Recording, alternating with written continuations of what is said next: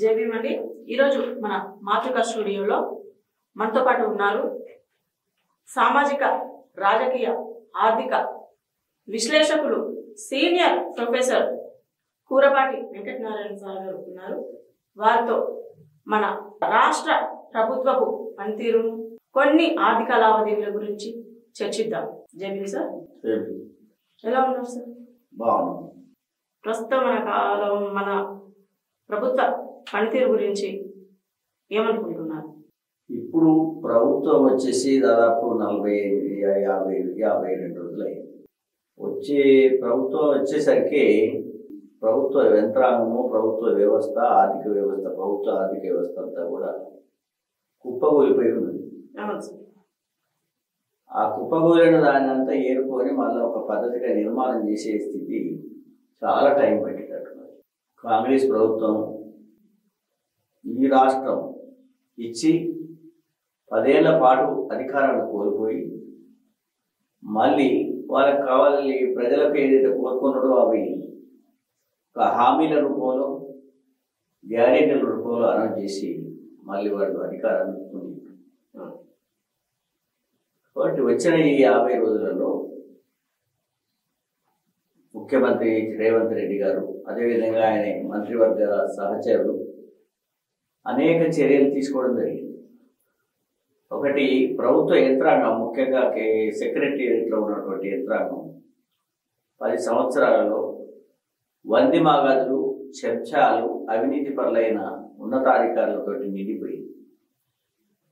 అంతా రాష్ట్రాన్ని చిందరవందర చేయడంలో కీలక పాత్ర పోషించిన ఆ ప్రిన్సిపల్ సెక్రటరీస్ కొంతమందిని, ఇంకా ఏజెంట్లను, వాళ్ళ అసిస్టెంట్లను కూడా మార్చి ఇప్పుడు కొత్త ప్రభుత్వానికి నమ్మకమైన ప్రజలకు నిజంగా సేవ చేసే ఐఏఎస్ ఆఫీసర్లను చాలా మందిని వాళ్ళు నియమించుకున్నారు. తర్వాత అనేక స్కాములతోటి అప్రతిష్ట పాలైనటువంటి పబ్లిక్ సర్వీస్ కమిషన్ను ప్రక్షాళన చేయడం కోసం నిబద్ధత కలిగినటువంటి చైర్మన్ను, అదేవిధంగా సభ్యులను ఎంపిక చేయడం జరిగింది. ఇంకా ఉద్యోగాలను కూడా కొన్ని అనౌన్స్ చేయడానికి కోసం ప్రయత్నం చేసి కొన్ని అనౌన్స్ చేసి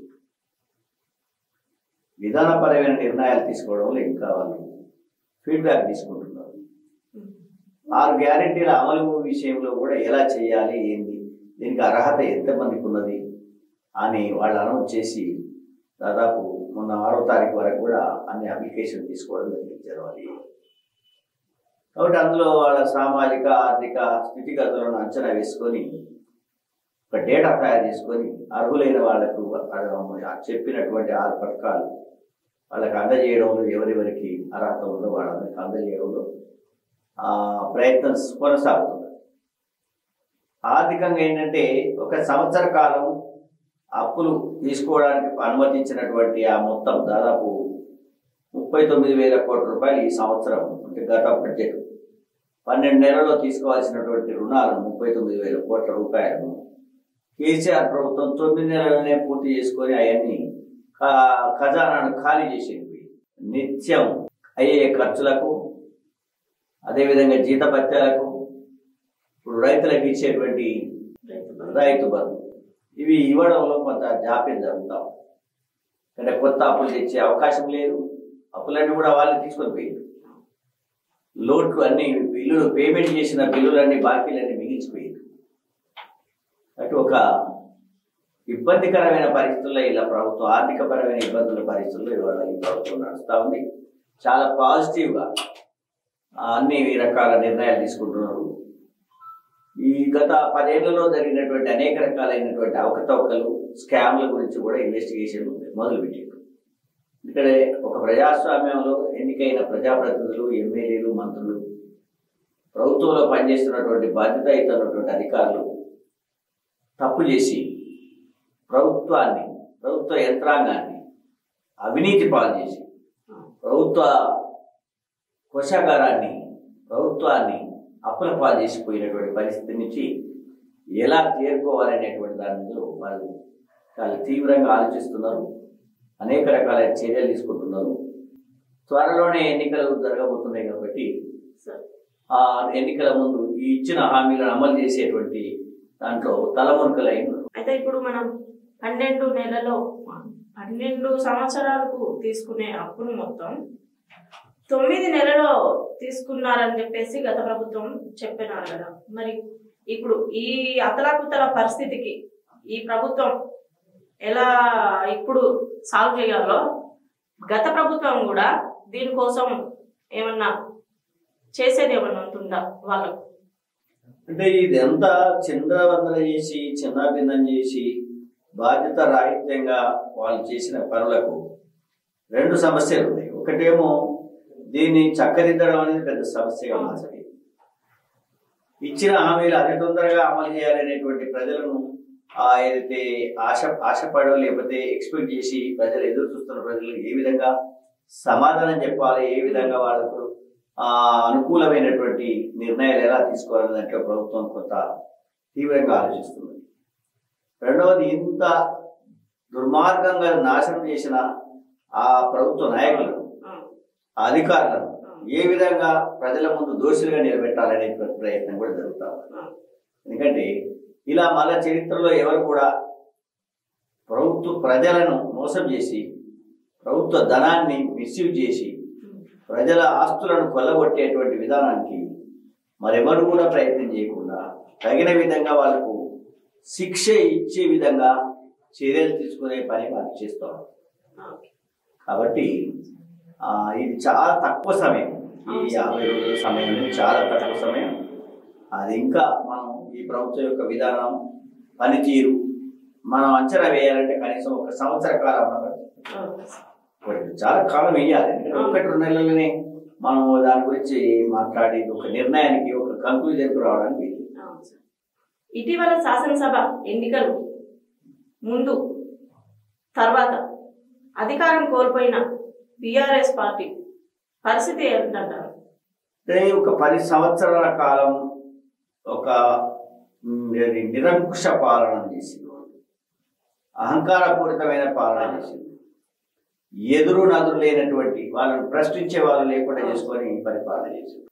ఎన్నికలంటే వాళ్లకు డబ్బు పంపిణీ చేయడం ద్వారా, మద్యం పంపిణీ చేయడం ద్వారా, ఆత్మ గౌరవ సభలు పెట్టడం ద్వారా, ఇతర ప్రతిపక్షాల నాయకులను మాట్లాడకుండా చేయడం ద్వారా మీడియాను కంట్రోల్ చేసుకొని ఎన్నికలలో 2018లో గెలిచారు. అట్లా అప్రజాస్వామికంగా గెలిచినప్పటికీ కూడా ఇచ్చిన హామీలు నిలబెట్టుకోలేదు. అనేక సామాజిక వర్గాలను కూడా అణిచివేయడం జరిగింది. ఉద్యోగ సంఘాలను లొంగ తీసుకొని ఉద్యోగులను చాలా నష్టపెట్టారు. రైతులకు ఇచ్చే డబ్బు కాకుండా అది భూస్వాములకు రైతు బంధు పేరు మీద భూస్వాములకు డబ్బు పంపిణీ చేశారు. నాయకులంతా అధికారాన్ని అడ్డం పెట్టుకొని 100 ఎకరాల భూములను 100 కోట్ల రూపాయల ఆస్తులను సంపాదించుకున్నారు. ఇదంతా గమనించిన ప్రజలు వీళ్ళకు తగిన కర్రు గాల్చి వాత పెట్టాలని నిర్ణయం చేసుకున్నారు. కానీ కేసీఆర్ అండుకో ఏమనుకున్నారంటే మళ్ళీ డబ్బు పంపిణీ చేసి, మద్యం పంపిణీ చేసి, మభ్యపెట్టి, కొత్త హామీలు ఇచ్చి మనం 3వసారి కూడా హ్యాట్రిక్ సాధిస్తాము, కేసీఆర్ 3వసారి ముఖ్యమంత్రి ముచ్చటగా అవుతారు, అసలు దక్షిణ భారతదేశంలో ఏ ఒక్కరు కూడా 3వసారి ముఖ్యమంత్రి కాలేదు, మా నాయన మాత్రమే చాలా గొప్పవాడు, ఆయనే ముఖ్యమంత్రి అవుతున్నాడని ప్రగల్భాలు పలికేడు కేటీఆర్. ఆయన ప్రజలు మనసులో పెట్టుకొని కర్రువాత పెట్టినట్టు పెట్టారు. అప్పుడున్న వాతావరణం ఏంటంటే మేము గెలుస్తున్నాం, 100 సీట్లు వస్తాయన్నారు. ఆఖరికి 39 సీట్లతోటి సర్ది పెట్టుకోవాల్సి వచ్చింది. 5-6 మంత్రులు కూడా మట్టి గడిచారు. గెలవలేకపోయారు. దయాకర్ రావు లాంటి 30 సంవత్సరాల నుంచి అధికారంలో ఉండి ఇక ఎక్కడ నిలబడ్డా గెలుస్తాననేటువంటి అహంభావం పెరిగినటువంటి దయాకర్ రావుని ఒక 26 సంవత్సరాల అమ్మాయి ఆమె అమెరికా నుంచి వచ్చి ఇక్కడ గెలిచిందంటే ఆమె మీద ఉన్న అభిమానం అని చెప్పుకోవచ్చు, లేదా నీ ప్రభుత్వం మీద నీ మీద ఉన్నటువంటి వ్యతిరేకత కూడా కావచ్చు. 2 కలిసినాయి. అందుకే 49,000 ఓట్లతో ఓడిపోయింది. అంటే ఇంత అనూహ్యమైనటువంటి దెబ్బ కేసీఆర్ అండ్ కంపెనీకి తగిలింది. కానీ మరి ఎన్నికలైన తర్వాత మార్పు ఎలా వచ్చింది అంటే, ఎన్నికలు కాకముందేమో అధికారం ఉండే, అధికార యంత్రాంగం ఉండే, డబ్బు ఎక్కడ పడితే అక్కడ తెచ్చుకునే అవకాశం ఉంది, డబ్బు పంపిణీ చేయడానికి పోలీసులు సహకరించారు. అది మద్యం పంపిణీ చేయడానికి అన్ని వర్గాల వాళ్ళు సహకరించారు. తర్వాత భయపడో ఆందోళన అణచివేత చేస్తారనేటువంటి ఉద్దేశంతో ఉద్యోగ సంఘాల నాయకులు, కుల సంఘాల నాయకులందరూ కూడా లొంగిపోయినట్టు యాక్షన్ చేశారు. అంటే వీళ్ళంతా యాక్షన్ చేశారు. కానీ ఇప్పుడు ఎన్నికలైన తర్వాత వాళ్ళు పవర్ పోగొట్టుకున్నారు. వాళ్ళు ప్రజలందరూ చీత్కరిస్తున్నారు. తర్వాత వాళ్ళు కాళేశ్వరంలో చేసిన దందాలన్నీ బయటకు వస్తున్నాయి. విద్యుత్ సంస్థలు చేసిన దందాలు బయటకు వస్తున్నాయి. తర్వాత టీఎస్పీఎస్సీలో చేసినటువంటి స్కామ్లు బయటకు వస్తున్నాయి. తర్వాత ఒకే కులానికి, సొంత కులానికి ఎన్ని పదవులు, అంటే ట్రైనింగ్ లేకుండా, ఇంటర్వ్యూ లేకుండా, పరీక్షలు లేకుండా పదవులు ఇచ్చారు, ఉద్యోగాలు ఇచ్చారు. ఇవన్నీ కూడా ప్రజలలో ఇప్పుడు నాటకపోయినాయి. అటు విద్యా వైద్య సంస్థలను నాశనం చేయడమే కాకుండా, నిరుద్యోగుల నోట్ల మట్టు కొట్టడమే కాకుండా, ధరణి స్కీమ్ పెట్టేసి రైతుల మూలం గుళ్ళే కొట్టడం, ఇవన్నీ కూడా ఇప్పుడు అన్ని వర్గాల ప్రజలను ఇవాళ దూరం చేసుకున్నారు. ఎన్నికలైన తర్వాత ఇవన్నీ బయటపడ్డాయి కాబట్టి ప్రజలకు మరింత అర్థమైపోయింది ఇది బందిపోట్ల పాలన కంటే హీనమైనటువంటిది అని, ఇది ఒక హిట్లర్ పాలన కంటే హీనమైందని, ఇది ఒక ఈదీ ఆమీన్ను తలెంచేటువంటి ఈ ప్రభుత్వాన్ని మనం గద్దెదించడం అనేది చాలా మంచి పని చేసినామని అన్నారు. ప్రజాస్వామ్యవాదులంతా కూడా దీన్ని హర్షించారు. అనేక ఇతర రాష్ట్రాల్లో ఉన్నటువంటి తెలుగు ప్రజలు కూడా హర్షించారు. అంటే ఇప్పుడు రాబోయే ఎన్నికలలో అసలు పరీక్ష అనేది ఇప్పుడు మొదలైంది. టీఆర్ఎస్ ఇంతకాలము అధికారం చేతిలో పెట్టుకొని ఓట్లకు దండుకున్నారు. ఇప్పుడు అధికారం లేదు, కొంత డబ్బు కూడా ఒడిసిపోయింది. ఉన్నటువంటి వాళ్ళందరూ కూడా దగ్గర ఉన్నటువంటి వాళ్ళ మిత్రులు ఎవరైతే అవమానపడరో వాళ్ళు కూడా పోయడానికి కూడా సిద్ధంగా ఉన్నారు. ఇప్పుడు ఒంటరి పోరు చేయాల్సిన అవసరం ఏర్పడింది కేసీఆర్ అండ్ కంపెనీకి. కుటుంబ సభ్యులంటే ఇలా ప్రజలు వాళ్ళ మాట కూడా ఒక్క నిమిషం కూడా వినడానికి సిద్ధంగా లేరు. ఎందుకంటే అబద్ధాలు చెప్పడం, ఇట్ల పురాణం పెట్టడం, తర్వాత మభ్య పెట్టే మాటలు చెప్పడం, అన్ని నమ్మలేని పథకాలు పెట్టడం, ఇవన్నీ కూడా ప్రజలు చూసారు. కాబట్టి ఇప్పుడు వచ్చే లోక్సభ ఎన్నికల్లో అసలు పరీక్ష మొదలవుతుంది. ఇంతకాలం మేము 60 మార్కులు తెచ్చినాము, 80 మార్కులు కొట్టేసినాం, 100కి 100 మార్కులు, ఇప్పుడు 0 మార్కులు వచ్చే సమయం దగ్గరకు వచ్చింది. రాబోయే పార్లమెంట్ ఎన్నికల్లో 3 ప్రధాన పార్టీలకు ఎదుర్కోబోయే సవాళ్ళు ఏంటి? ఇప్పుడు మన రాష్ట్రంలో అనేక చిన్న చితకా పార్టీలు ఉన్నప్పటికీ, లెఫ్ట్ పార్టీలు సిపిఐ, సిపిఎం, ఇప్పుడు బిఎస్పి ఉన్నది, ఇంకా చిన్న పార్టీలు కొన్ని ఉన్నాయి. అయినా కానీ ప్రజల ముందు ఉన్నటువంటి ప్రధాన పార్టీలు 3. సరే, ఇప్పుడున్న కాంగ్రెస్ పార్టీ అధికారంలో ఉన్నది. మొన్న పార్టీని అధికారం కోల్పోయిన భారస జాతీయ, అది ప్రాంతీయ పార్టీగా మారుతానని చెప్తున్నారు. జాతీయ పార్టీ అని చెప్పుకున్నారు, మరియు ప్రాంతీయ పార్టీగా మళ్ళా మార్చుకుంటామని చెప్పేటువంటి ఆ స్థాయికి ప్రజలే కన్ను తెప్పించారు. ఇక 3వది ఏంటంటే జాతీయ పార్టీ అధికారంలో ఉన్నది భాజపా ఉన్నది.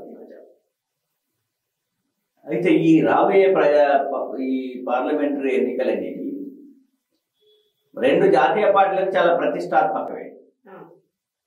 ఎందుకంటే భారతీయ జనతా పార్టీ ఏం చేస్తున్నది, గత 5 ఏళ్ల నుంచి పార్లమెంటులో దక్షిణాది నుంచి వాళ్ళ సభ్యులను పెంచుకోవాలి. భాజపా అంటే కేవలం నార్త్ ఇండియన్ పార్టీగా మారిపోయింది. కాబట్టి నార్త్ ఇండియన్ పార్టీ కాదు, ఆల్ ఇండియా పార్టీగా కనిపించాలి అనే ఉద్దేశంతో అనేక ప్రయత్నాలు చేస్తాము. ఆ ప్రయత్నంలో భాగంగానే సరే కొన్ని వాళ్ళు చేసినటువంటి ప్రపగండ కావచ్చు, లేకపోతే హిందుత్వ వ్యవస్థ కావచ్చు, లేకపోతే వాళ్ళ పథకాలను బాగా ప్రచారం చేయడము, జాతీయవాదాన్ని బాగా ప్రచారం చేయడం, లేక ఇతర దేశాల నుంచి వచ్చే థ్రెట్ను ఈ భాజపా అనే ప్రభుత్వమే ఎదుర్కొంటున్నది గట్టిగా అనేటువంటి దాన్ని ప్రజలు చొచ్చుకపోయేటట్టుగా చెప్పడం, ఇవన్నిటి కారణాలతోటి లాస్ట్ టైం మన తెలంగాణలో 4 సీట్లు అనూహ్యంగా భాజపా గెలిచింది. అది సికింద్రాబాదు, నిజామాబాదు, కరీంబాదు, ఆదిలాబాద్, ఈ 4 కూడా అనూహ్యంగా గెలిచింది.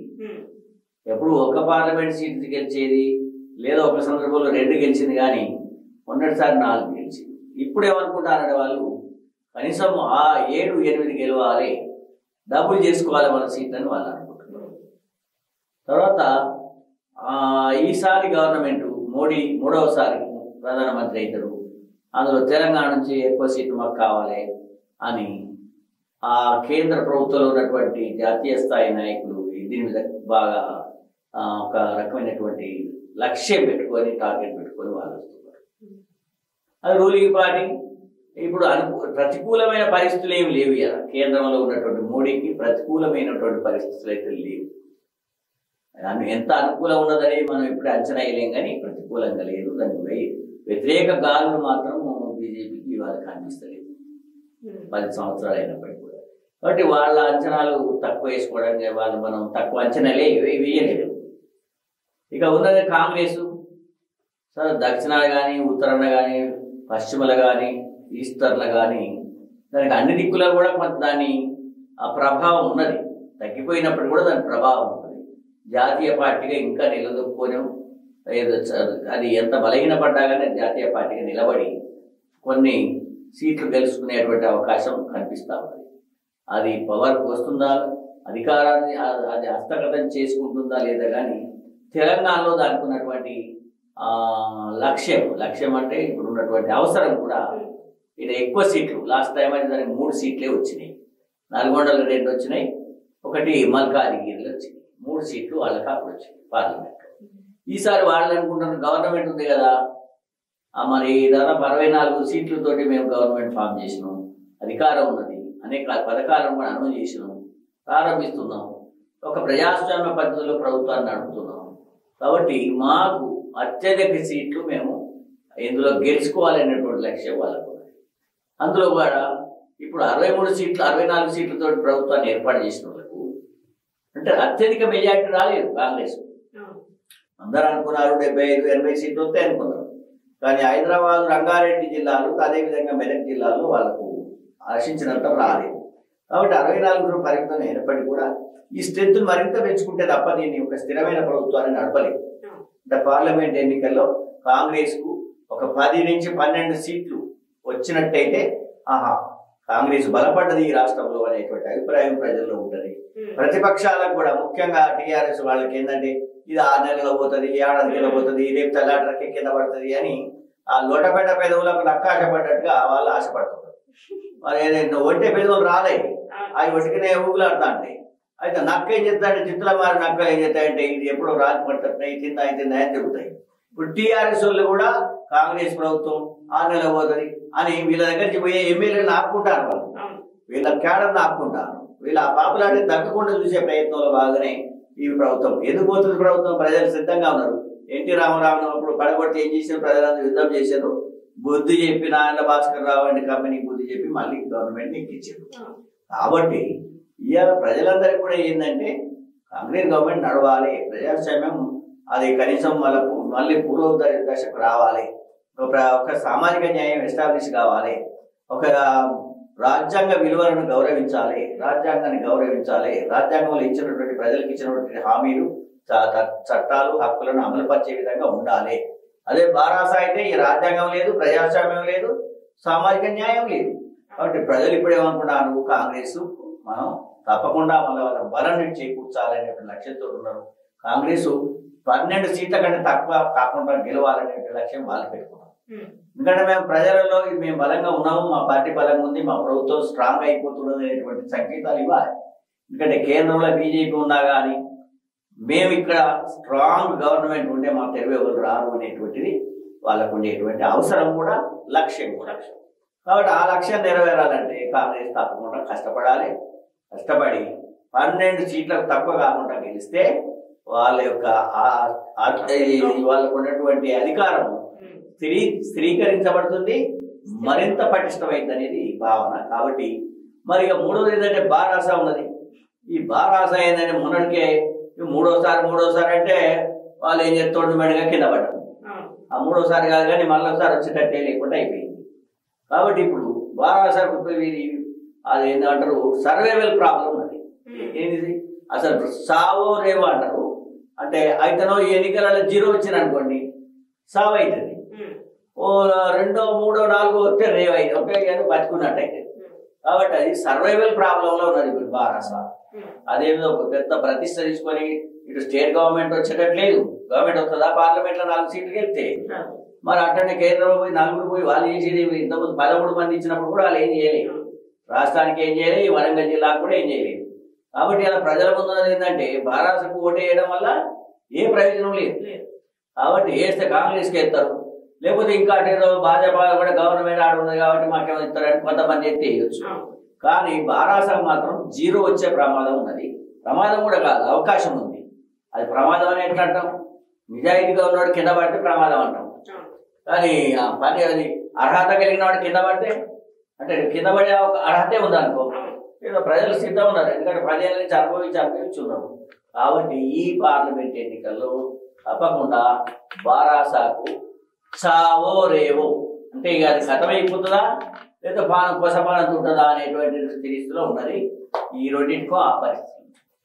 తెలంగాణలో 17 నియోజకవర్గాలు, 10 ఉమ్మడి జిల్లాలు. ఈ జిల్లాల వారీగా ఆయా పార్టీల బలాబలాలు మీ అంచనాలు ఎలా ఉన్నాయంటారు? అంటే పార్లమెంట్ ఎన్నికల సందర్భంలో మనం గమనించాల్సింది ఏంటంటే మన తెలంగాణలో 17 పార్లమెంటరీ సీట్లు ఉన్నాయి. అవి దాదాపు మనకు ఇప్పుడు 33 జిల్లాలు ఉన్నప్పటికీ కూడా మనం ఉమ్మడి జిల్లాలోనే ప్రాతిపదిక తీసుకుంటాం. వరంగల్ జిల్లాలో 2 ఉన్నాయి. వరంగల్ ఒకటి ఉన్నది, మహబూబాబాద్ ఒకటి, అట్లా ఖమ్మంలో 1, నల్గొండలో 2, మహబూబ్నగర్లో 2, కరీంనగర్లో 2, ఆదిలాబాద్లో 1, అదేవిధంగా మెదక్లో 2, నిజామాబాద్లో 1. ఇట్లా మనకు 17 నియోజకవర్గాలు పార్లమెంటరీ మెంబర్లు నిలబడింది ఉంది. అయితే ఈ 17 నియోజకవర్గాలు లేదా మొత్తం తెలంగాణ ఉమ్మడి 10 జిల్లాల్లో రాజకీయ పార్టీలు ఇప్పుడైతే మనం మాట్లాడుకునేటువంటి ప్రధానంగా పోటీ పడేటువంటి 3 పార్టీల్లో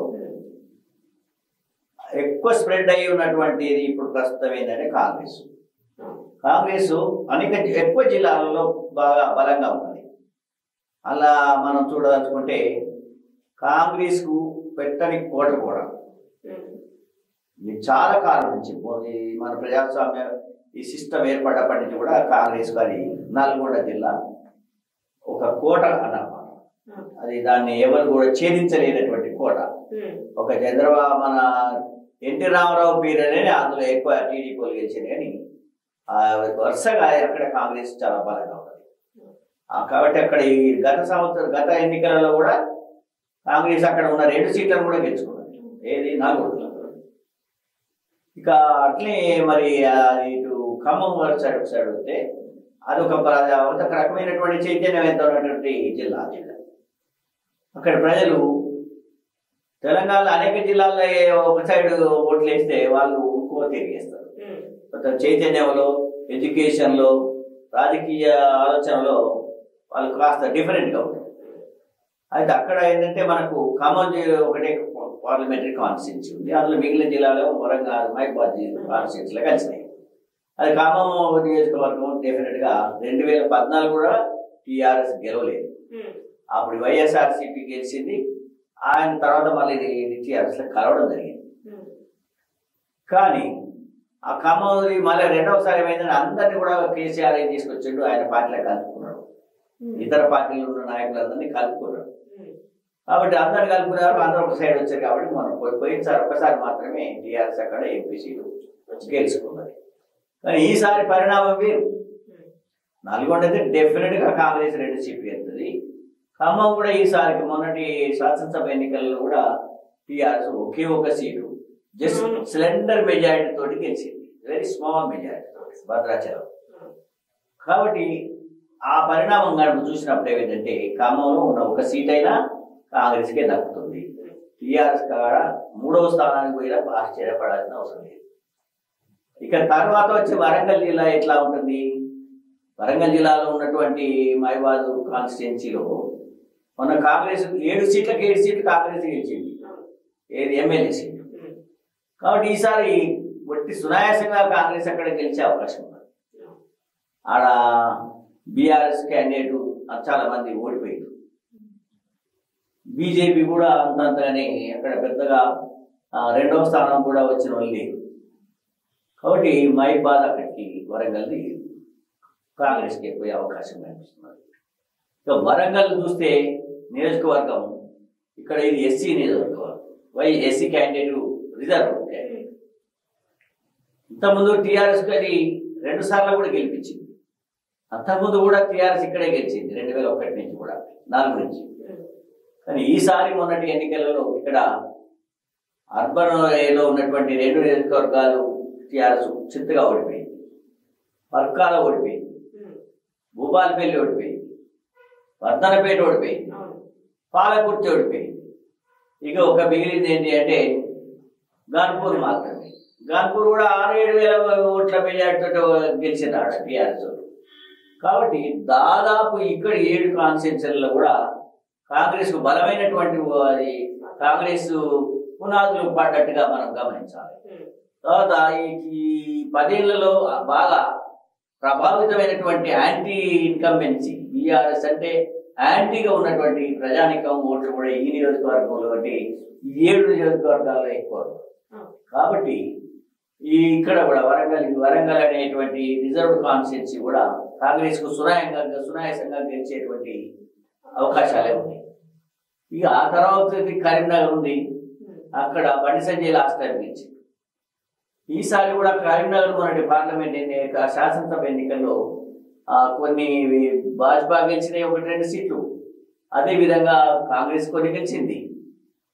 ఇది వేములవాడ కావచ్చు, తర్వాత ఇది హుస్నాబాద్ గెలిచింది, పక్కన ఇంకా 1-2 గెలిచింది. అక్కడ కూడా మిక్స్డ్గా ఉందన్నమాట. ఏ పార్టీకి స్పష్టమైనటువంటి మెజార్టీ ఇప్పుడు మనకు పార్లమెంట్లో వచ్చే పరిస్థితి ఇప్పుడే గమనించలేదు. అదేవిధంగా ఇప్పుడు మనకు ఆ పక్కనే ఉన్నటువంటి ఇంకొకటి రిజర్వ్డ్ కాన్స్టిట్యున్సీ ఉన్నది. ఆ కాన్స్టిట్యున్సీ కూడా ఇది కరీంనగర్లో ఉన్నటువంటి పెద్దపల్లి నియోజకవర్గం, అది కూడా ఎస్సీ రిజర్వ్డ్ కాన్స్టిట్యున్సీ. ఆడ కూడా మిక్స్డ్గా ఉంటుంది. కానీ ఎప్పుడు కూడా ట్రెడిషనల్గా కాంగ్రెస్ సీట్. ఆ తర్వాత ఆదిలాబాద్ లో పోయినట్టు బీజేపీ మొదటి లాస్ట్ టైం గెలిచింది. ఇప్పుడు కూడా ఆదిలాబాద్ లో బీజేపీ ఎమ్మెల్యేలు గెలిచారు మొన్నటిసారి. కాబట్టి బీజేపీకి అక్కడ కొంత మెరుగైనటువంటి అవకాశాలు కనిపిస్తున్నాయి.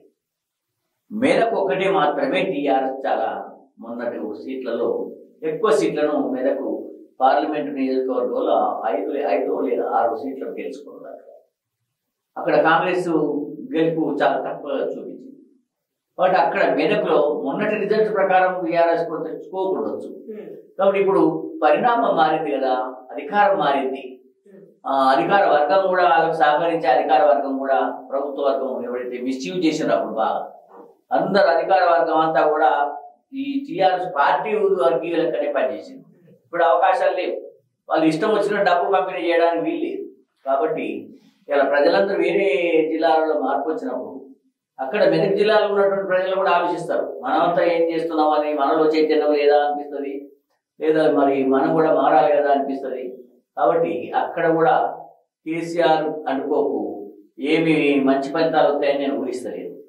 ఇక మిగిలిందల్లా నిజామాబాద్ లాస్ట్ టైం కవితకి ఓడిపోయింది. అక్కడ ఛాలెంజ్ చేసింది ఆయన మీద బండి అని, అరవింద్ పైన ఛాలెంజ్ చేసింది. ఆమె తొండబడిగా కింద పడి 75,000 80,000 మెజార్టీతో ఓడిపోయింది. ఇప్పుడు ఆమె నిలబడాలని వెనక ముందు ఆడుతున్నట్టుగా మనకి ఇన్ఫర్మేషన్ బయట కనిపిస్తున్నది. ఇక ఆ నుంచి పోతే మనకి ఏమైంది, హైదరాబాద్ లో 4 పార్లమెంట్ కాన్స్టిట్యూన్సీస్ ఉన్నాయి. మల్కాజ్గిరి ఇంతకుముందు కాంగ్రెస్ గెలిచింది. అటుపోతే అక్కడ కిషన్ రెడ్డి సికింద్రాబాద్ గెలిచిండు, ఒకటి చేవెళ్ళ, అదేవిధంగా ఇంకోటి హైదరాబాద్, అది ఎంఐఎం సీటు. కాబట్టి బీఆర్ఎస్ ఎక్కడ కూడా ఏ జిల్లాలో కూడా 2 సీట్లు గెలిచే అవకాశం లేదు. మాక్సిమం బీఆర్ఎస్ కు మెదక్లో 1 వస్తే రావచ్చు, లేకపోతే 0 రావచ్చు. కాబట్టి నా అంచనా ప్రకారం కాంగ్రెస్ కు అత్యధిక అవకాశాలు కనిపిస్తున్నాయి. అక్కడ ఏది నేను చెప్పినట్టుగా ఇప్పుడు నల్గొండ, ఇది మహబూబ్ నగర్ కూడా కాంగ్రెస్ అనుకూలం. కాబట్టి మహబూబ్ నగర్, నల్గొండ, ఖమ్మం, వరంగల్ అబ్సల్యూట్ గా కాంగ్రెస్ కు చేతులు, అది ఆ బ్యాగ్ లో ఈ సీట్లు 7 సీట్లు ఉన్నాయి. ఇక మిగిలిన 10 సీట్ల కోసమే పోరాటం అన్నాడు 3 పార్టీల మధ్యన. అందులో కూడా బీఆర్ఎస్ కు అవకాశాలు చాలా తక్కువ ఉన్నాయి. అలా ఏమైనా పోటీ నేను అనుకుంటున్నా ఈసారి 2 ముఖ్యమైన జాతీయ పార్టీల మధ్యనే పోటీ అనేక నియోజకవర్గాలు ఉంటుంది. అలా మరి ఎవరి బలాబలాలు వాళ్ళు చూసుకోవాల్సిన అవసరం ఉంది. రేపు ప్రజలు ప్రభావితం చేయాలి. అటు కేంద్రంలో ఎన్నికలు కాబట్టి మరి భాజపా గవర్నమెంట్ ఈ తెలంగాణకు ఏమి అవకాశాలు ఇస్తుంది, ఇంతకాలం ఏం చేసింది, ఏమైనా ప్రాజెక్టులు ఎన్ని ఇచ్చింది, అదంతా వాళ్ళు వేసి చెప్పాల్సి వస్తుంది. అదేవిధంగా కాంగ్రెస్ వచ్చింది కాబట్టి మేము కూడా మాకు అధికారం మాకు స్థిరీకరణ కావాలంటే మరింత మనకు బలం చేకూర్చాలంటే ప్రజలు మాకు అవకాశం ఇంకా ఇవ్వాల్సి వస్తుంది. మేము కేంద్రంతో కొట్లాడైనా నిధులు తీసుకొస్తాం, కానీ మమ్మల్ని మరింత బలం చేకూరే విధంగా ఆశీర్వదించమని రేపు ముఖ్యమంత్రి అప్పీల్ చేస్తారు. కాబట్టి మొన్ననే ఆశీర్వదించారు, మళ్ళీ ఇప్పుడు మాకు మరింత బలం చేకూర్చే విధంగా మీరు బలాన్ని ఇవ్వాలని చెప్పినప్పుడు తప్పకుండా ఇప్పుడు అధికారం ఉండదు కాబట్టి అధికార పార్టీ ఇచ్చేటువంటి హామీలను ప్రజలు నమ్మి తప్పకుండా దీనికి ఎక్కువ అవకాశాలు కల్పిస్తారని నేను భావిస్తున్నాను. కాబట్టి ఇంతకుముందు ఉన్నటువంటి సినారియో కంటే ఈసారి డిఫరెంట్ సినారియో ఏర్పడుతుంది. అందులో మొదటి స్థానంలో కాంగ్రెస్ ఉంటుంది కావచ్చు, చాలా తక్కువ స్థాయిలో రెండవ స్థానంలో బీజేపీ ఉండవచ్చు, మూడవ అతి చిన్న స్థాయిలో అసలు గెలిస్తేనో ఆ మూడవ స్థానం ఉన్నట్టు, లేకపోతే అది కూడా ఎలిమినేట్ అయినట్టే అవుతుంది కావచ్చు. కాబట్టి మోస్ట్ ప్రాబ్లీ బీఆర్ఎస్ ను ప్రజలు ఈసారి కౌంట్ లేకుండానే 0 లెవెల్లోనే పెట్టే అవకాశం కనిపిస్తుంది.